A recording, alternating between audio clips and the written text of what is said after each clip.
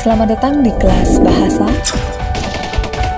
Yuk belajar bahasa Indonesia. Assalamualaikum warahmatullahi wabarakatuh. Halo adik-adik, berjumpa kembali dengan saya Bu Aziza dalam pembelajaran bahasa Indonesia.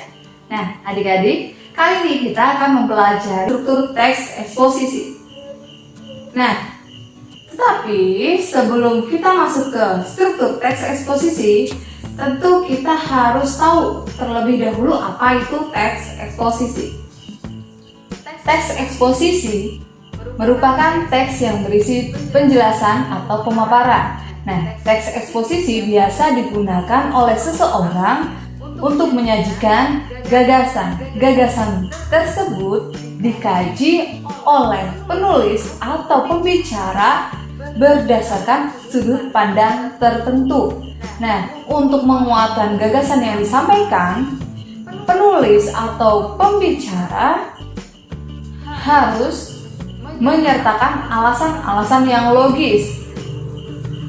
Dengan kata lain, ia bertanggung jawab untuk membuktikan, mengevaluasi atau mengklarifikasi permasalahan tersebut. Bentuk teks eksposisi biasa digunakan dalam kegiatan ceramah, pidato, perkuliahan, editorial, opini, dan sejenisnya. Baik adik-adik, mari kita masuk ke inti pembahasan kali ini, yaitu struktur teks eksposisi. Struktur teks eksposisi ada 3. Yang pertama, tesis. Tesis ditulis dalam bentuk pernyataan opini atau pendapat karena merupakan ide. Ya. Kemudian struktur yang kedua ada argumentasi. Argumentasi ini menguatkan tesis. Biasanya berisi alasan seperti fakta, bukti, data, dan contoh. Dan struktur yang ketiga ada rekomendasi. Rekomendasi merupakan penguatan tesis yang berbentuk kesimpulan. Jadi biasanya rekomendasi ini berisi saran. Saran untuk menyelesaikan permasalahan yang sedang dibahas. Baik, perhatikan di sini ada satu teks eksposisi. Mari kita cermati cara menganalisis struktur teks eksposisi tersebut. Nah, tadi struktur teks eksposisi ada 3. Yang pertama tesis, yang kedua argumentasi, dan yang ketiga ada rekomendasi. Yang namanya struktur pasti letaknya urut.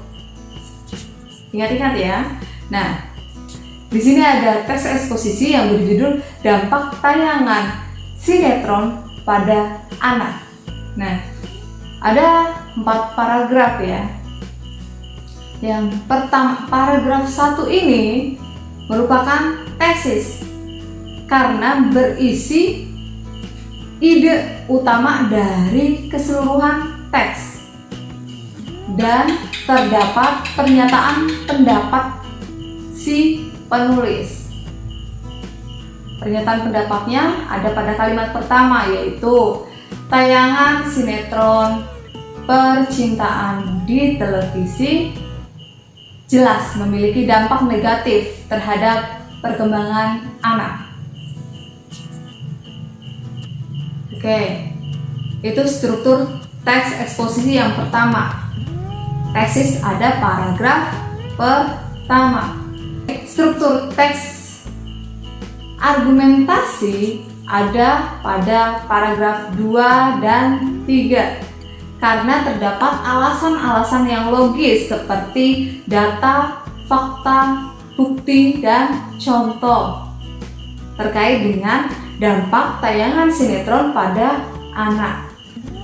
Kemudian struktur yang ketiga ada rekomendasi. Rekomendasi terletak pada paragraf yang keempat, yaitu paragraf terakhir. Kenapa demikian? Karena berisi saran untuk menyelesaikan permasalahan tersebut.